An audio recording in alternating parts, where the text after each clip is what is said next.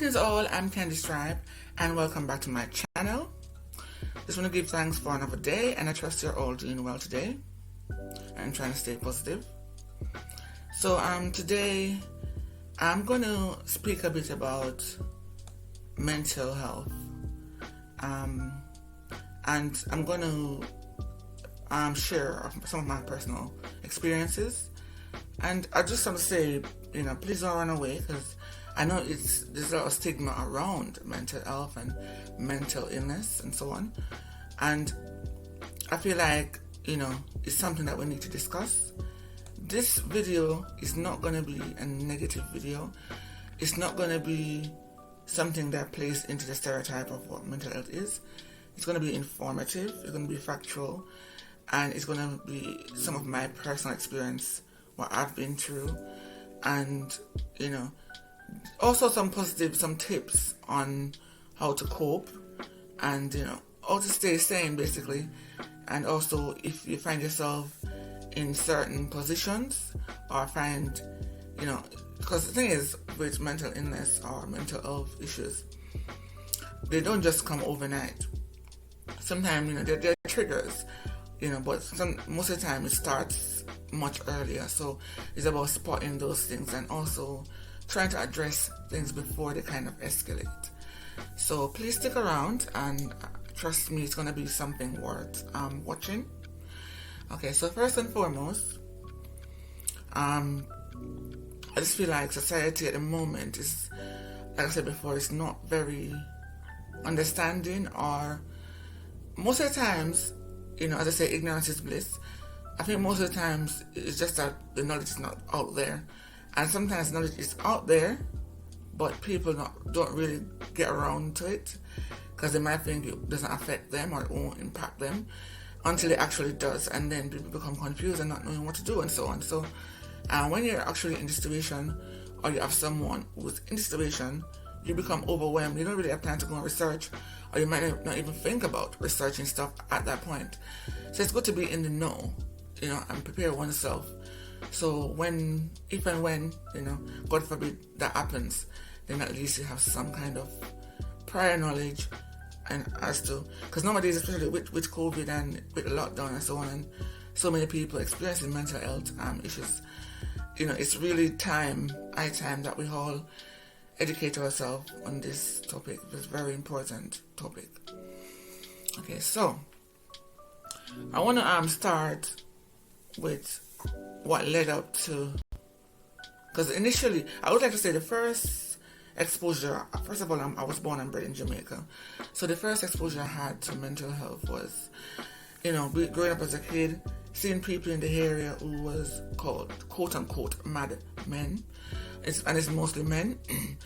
Unfortunately, well, there were people that I saw in the area, they were walking up and down, always passing my place. They used to be unkempt, quite dirty looking, quite smelly, dirty hair and everything. And that time was, as I said, growing up as a kid, I used to be somewhat afraid. And then there were kids who used to throw stones at them, and even adults too as well. And obviously that's abuse. But when people are ignorant and not educated as to, how to treat others, and to understand that these individuals don't really know what they're doing, and they don't really have capacity, So it's quite sad. They used to be stoned, and then there were some of them who were quiet, who just run off or, try to keep safe. And there were others of these individuals who weren't well, who throw stones back and then become very, they feel like they're under threat, so they're basically defending themselves. And then, they sometimes would even throw stones when stones weren't being thrown, because they felt threatened. So yeah, that was my first exposure or experience of people with mental health issue. However, it wasn't called that. They would just say that these people are mad, which is an outdated word. So then I came to the UK, and when I came here, my first experience as well, initially, because I came to learn about NVQ and those things, and I've always been the individual who like to, if I'm going to do a job, I like to be in the know. I like to be competent in what I do. So I started my MVQ training before I went into the job role, because I felt like, knowing what I need to do is important, and especially when it comes to caring for someone who's vulnerable. It's not about just getting the job for the sake of getting the job and earning, but I feel like I need to know what I'm doing. I need to be competent to be able to provide a person-centered approach and to be competent in my role, essentially. Yeah, so I started my MBQ training, but I found it was quite difficult to get a placement. I tried a number of places, and I felt like I was just, wasting my time. So I thought, okay, let me actually try and secure a job. Now that I'm going through the course and I'm learning a lot of stuff, and I have some knowledge. I thought, let me try and get a role, secure a role, and then while I'm working and getting more experience, I can be assessed, because with MVQ you have to be assessed and be signed off on certain criteria and so on. So I got the role, I secured a role, and lo and behold, people in that role didn't even have MVQ to start with. So I thought, wow, so I'm the one making a bit much of things, and then these individuals who's been in the job for how many years don't even have MVQ. And I think that's the reason why there's so much abuse in the care field, because a lot of people go into the job because it's so easy to get a care job, and you don't have to have certain experiences and so on, and certain qualifications. And then when you go into the job, there's people who are quite vulnerable, who you need to understand where they're coming from to be able to support them. It's not just about helping someone to wash, helping someone to feed, conversing with someone and so on, or helping them to dress. It's about understanding where the person is coming from and understanding their behaviors, understanding their condition, and understanding triggers and all the rest of it. So I feel that's why there's so much sometimes abuse in care, because people don't quite understand, and they expect the individuals to understand instructions and behave in a certain way when essentially they can't, because they might not have capacity. So I started working in an EMI home, which stands for elderly mentally infirmed. So that home had people with dementia, schizophrenia, and just to say, dementia is actually an umbrella term. So it's not one thing. There's over 100 types of dementia. So those individuals didn't have capacity, so therefore it affects their mental health. So I learned a lot working in the home, and so much so that I'm quite passionate about dementia even to today, because I learned a lot, and it helps me. I've always had compassion, but it helps me to really have compassion, to understand, and to actually want to be advocating for these individuals. I've always tried to volunteer where I can as well, with regards to dementia and those things. And it's quite a sad condition, sad state, but I don't want to go too much into dementia today. So that was my first exposure to that in this country. So I started by learning quite early out, by learning about capacity, mental capacity act, deprivation of liberty, and all of those things. So I think that equips me quite early to work in this kind of field. And I felt like I was actually born to work in healthcare field. I feel like it fits my personality. I'm actually a naturally, instinctively caring person, and that's where it started from. Just want to say as well, with regards to mental health, like I said before, it's not something that comes overnight, and there's some of it that might be hereditary. And there's some of it that might be triggered by environmental factors, by someone going through social changes and so on. So, just to tell you a bit about my personal story and how, I told you a bit already about how my understanding of mental health was back home, and how I came to the UK and understood more, started to learn. I gravitated towards that kind of field, and my interest initially was to learn more before I got into working. So I did my level 2 and I did my level 3. If there was more levels, because I'm the kind of person I love to learn, even to today. Even I'm working full time, I'm still studying. So I love to educate myself, not necessarily to go up in my role and all that, but just basically to be competent in what I do. And most of what I study, all of what I study, fits nicely into the role that I do. Because, for example, I've been studying counseling at a number of different levels, and that helps me also to support my my patients when they're in distress. You know, I can help them even when I work with people who are suicidal and so on. I can help them to see a more positive side of life and so on. So my counseling skills actually help me to support these individuals. And also because what I've been through, I've been able to share my story and empower, impact them in a powerful way. Because most time people come to because now I work in NHS. Sometimes people come to the service and they might come and somehow look at authority figures or people who support them as not understanding them. So most time I have to share my story or show them that, look, the fact that I'm here working or we're here working, supporting you, and you need us doesn't mean that we're much different from you. We've been through what you've been through. A lot of people here supporting you might even be going through what you're going through, but this might be controlled by medication, by counseling, by therapy, and so on. So, just try to show people that we're all human beings and we all do go through stuff. And it's not because the fact that I'm here supporting that person doesn't mean that I wasn't in their shoes at one point in time whereby I needed that support. Okay, so going into my story now. Some years ago, like I said before, I work in care and I'm a very caring person, and a lot of things happened back, I won't say what year it was.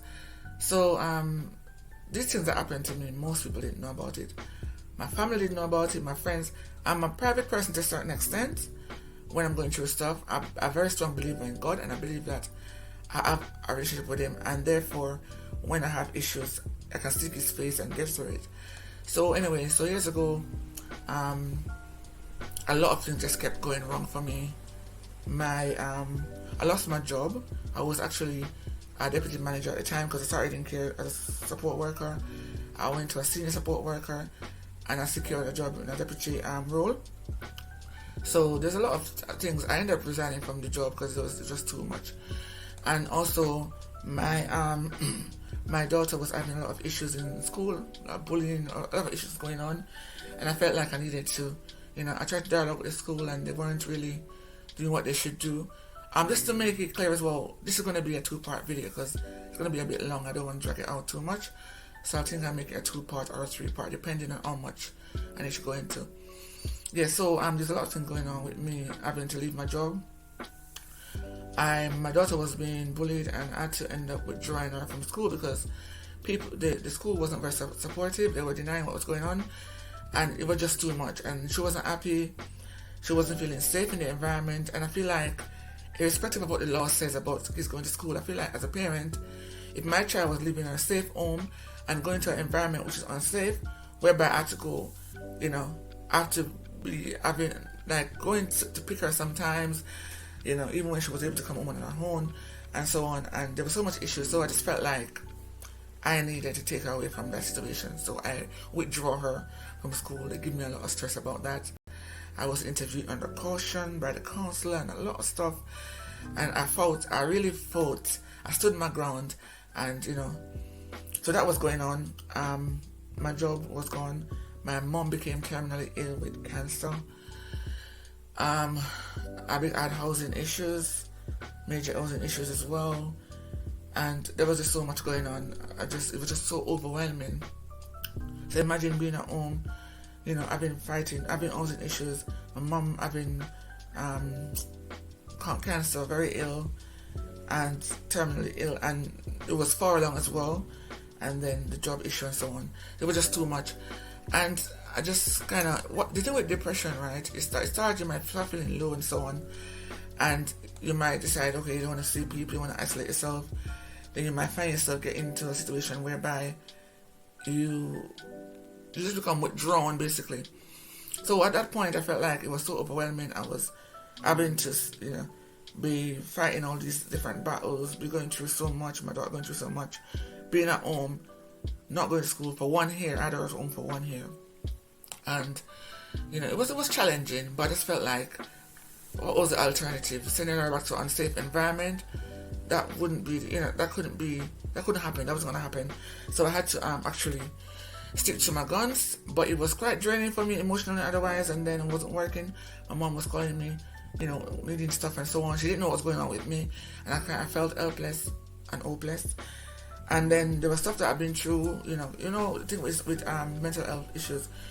When you were younger, if you go through trauma or go through other things, or you felt like you wasn't loved, whatever it is that you've been through when you're younger, growing up, or even in different relationships, because you might even have a good home and good family life at home, but you might have go through stuff at school or with your peers or bullying or whatever it is. So there's stuff that I've been through that, I didn't feel like I addressed those things, and those things kept coming back. So the thing with depression is, when you have stuff in your past that you haven't addressed, or you feel, it's like your brain has this way of protecting you when you go through stuff to block things out. So when you have things that's been blocked out, and you have depression, for example, and you're in a low state, all those negative stuff, all those bad stuff come to face you. So essentially you're facing your demons, but you're facing your demons when you're at a low point, when you're not able to take on those demons.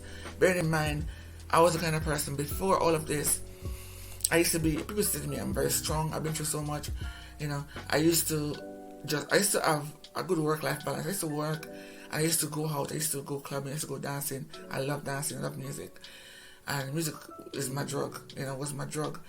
And I used to sometimes have work, and I said to myself, I need a break. And I have work tomorrow, and I might tell my colleague to swap shifts, or I might even pay them myself to take my shift and, whatever for tomorrow, because I just need to have a break. I need to let my hair down. So I used to take care of myself in that I didn't allow myself to be burnt out or to be, overworked kind of thing. So I used to do that, quite a bit, even when I was studying as well, But then, years later, because I started doing that thing when I was like in my early 30s. I didn't used to like go hot when I was younger and those things. So I started quite late in my early 30s, and by my mid 30s I was done with it. I really had a lot of fun, and I thought, I'm past that now. So, I was done with it. But I think what I did wrong there, I stopped, and then I didn't have another outlet. And around that time, I actually reconnected with. I was baptized when I was younger, but I kind of like drifted away from that because I felt like I was pushed into it. So I was forced into it. I wasn't ready. So I kind of recommitted later on, that after my clubbing days, like about a year or so, and after I stopped, I just kind of felt like, what's life about, really? So I recommitted to God, and I felt that me leaving that kind of lifestyle and having nothing else, and just having a quote-unquote boring life, not having like a balance, that kind of left me in that state that I was, not being able to have a outlet.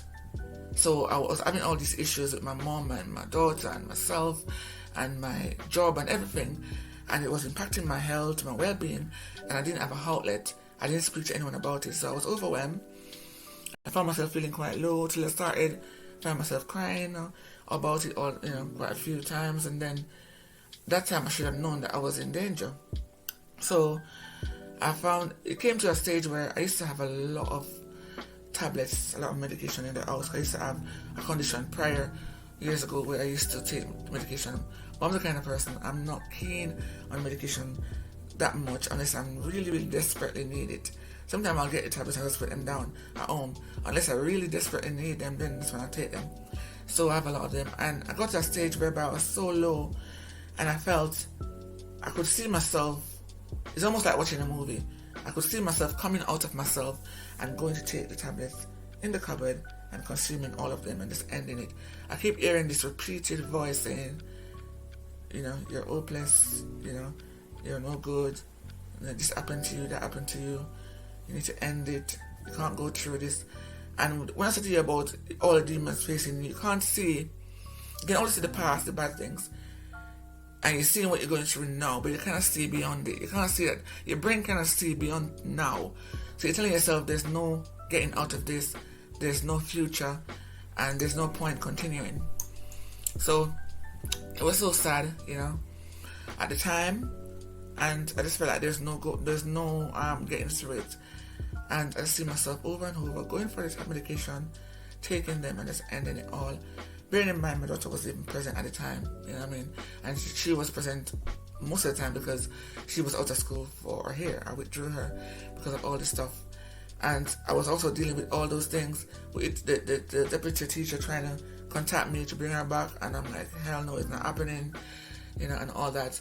And she was telling me what the council tell her to do, and that she had to come to my house, and I basically tell her, well, you're not welcome to come to my place, So I wouldn't advise you coming to my place because you're not welcome, So I just felt like there's just so much going on while I was facing these things, and these people don't even know what I was going through, but I was, fighting for my life and fighting for my daughter's life, basically.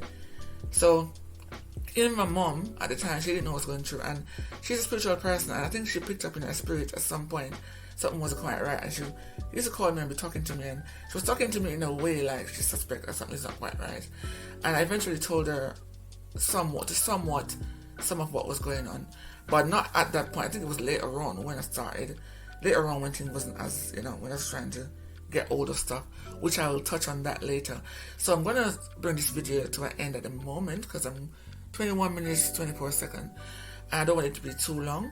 So I'm going to see you all in part 2, and please stay tuned. And like I said, it's not all negative. There's some stuff that happened, but it's going to have a positive ending, and and the fact that I'm here is testament to what actually happens next. So please stay tuned, and God bless you. See you then.